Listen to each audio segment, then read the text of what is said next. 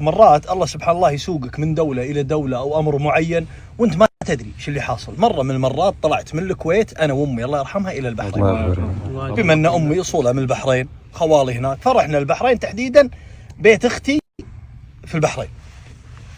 خليت أمي ساعة واحدة في الليل والله العظيم إني طالع مالي أي قصد، نسيت بوكي ونسيت تلفوني في البيت وركبت سيارتي وطلعت. عمرك وقتها بس عشان نعيش القصة؟ أعتقد عمري كان وقتها 20 سنة، 20 سنة، كنت توني بالجامعة.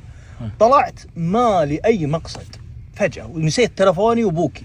المهم ساعة طلعت من بيت أختي، مشيت شوي ولا الدورية الشرطة موقفيني، وقفوني المرور قالوا لو سمحت الإجازة الرخصة. أدور الرخصة قلت نسيتها. هذا البيت هناك فيه البوك وفيه الرخصة. قالوا معك تلفون تتصل على أحد؟ قلت لا تلفوني بعد هناك. تعطوني تلفون؟ تشك بوم شايلين الرياجيل حاطيني بالدورية، ما خذيت لهم مسكرين دورية، ركبوا سيارتي وحركوا فيني. يا جماعة الخير شوف ربي شلون خذوني دخلوني على طول على التوقيف. ليه يا جماعة؟ قالوا تعرض الصبح تحديدا توقيف مدينة عيسى. أنا طالع من الرفاع الغربي ودوني إلى مدينة عيسى. قالوا تعرض الصبح على وكيل نيابة المرور ويقرر شنو المخالفة. أو قلت يا جماعة الليسن الرخصة موجودة؟ قالوا لا. دخلت التوقيف. أول ما دخلت التوقيف ولا كان الأغلب وافدين، ولقيت ولد صغير قاعد عمره 14 والله يا جماعة أنا ناسي، أسمر وجالس على السرير. جاني على طول قال هلا يا الأخو شلونك؟ قلت الله يسلمك. قال ايش عندك؟ قلت يا أخي فارقني، مو بوقتك، فارقني يا أخي، خليني أشوف المصيبة اللي أنا فيها. أنا أبي تلفوني بأحد يطلعني، أفكر في أمي الحين تحاتيني. وراح قاعد. انتبهت بأن ملابسه ناشرها على السرير، معلقة على السرير، يعني مطول طويل. أنا شفت ملابسه يا جماعة وأنا تروع. قلت يعني هذه مو ساعة ساعتين يوم يومين، لا هذا معلق ملابسه، غاسل ملابسه هذا. وأنا أقوم وأنا أجي السلام عليكم شلونك؟ الله يسلمك. قلت أنت معلق ملابسك؟ قال قلت ليه معلق ملابسك؟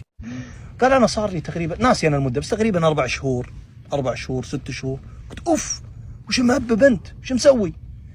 قال أنا أذكر إنه قال كسر زجاج أو شيء، وحطوا علي، عرضوني على وكيل النيابة، قال عطوه غرامة. كم الغرامة؟ قال 100 دينار بحريني، يعني في وقتها 80 كويتي، 1000 ريال سعودي. والله يا جماعة قلت طيب ادفعها اطلع بس 1000 ريال. قال أنا أبوي متوفي. قلت طيب خل أمك تدفعها.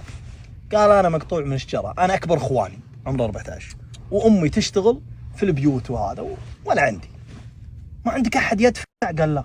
صار لك 4 شهور؟ قال 4 شهور. أمي إذا قدرت تزورني 1000 ريال. قال 1000 ريال. والله يا جماعة خلص سالفته وأنا قاعد معاه ولا يقولون خالد العسكري؟ قلت نعم. قال تعال.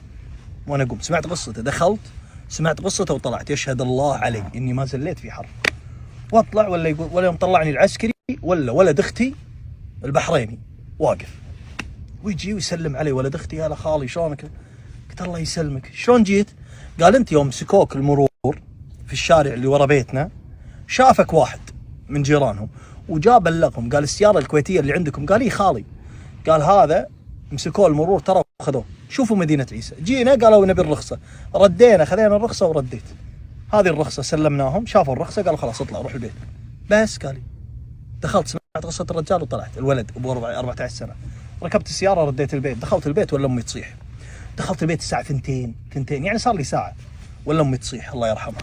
ها يا يمه اقعد عنده واحب ايده. خفتي علي؟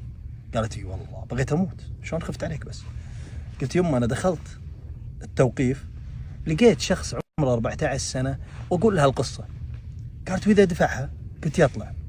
قالت ربي ساقك من الكويت لين هنيه لين طلعت مالك حاجه، مسكوك الشرطه ركبوك، لو قلت لهم انت هذا بيتنا وجاوا البيت طلعوا الرخصه كان ما دريت. بس ربي ساقك عشان تدفع. امسك هذه بطاقه البنك، امي عطتني الله يرحمها ان شاء الله ان في ثوابها واجرها. قالت امسك هذه بطاقه البنك روح اسحب له، وروح اسحب 1000 ريال وارجع لهم وادفعها عندهم. قلت يطلع الحين؟ قالوا الحين يطلع. والله العظيم شوف سبحان الله الاقدار شلون يمكن تطلع من الكويت الى انا طلعت اساسا من البيت مالي حاجه، والله ليش ركبت سيارتي ورحت. ربي ساقك له. اي نعم. اقدار خفيه. سبحان الله. اي نعم. الله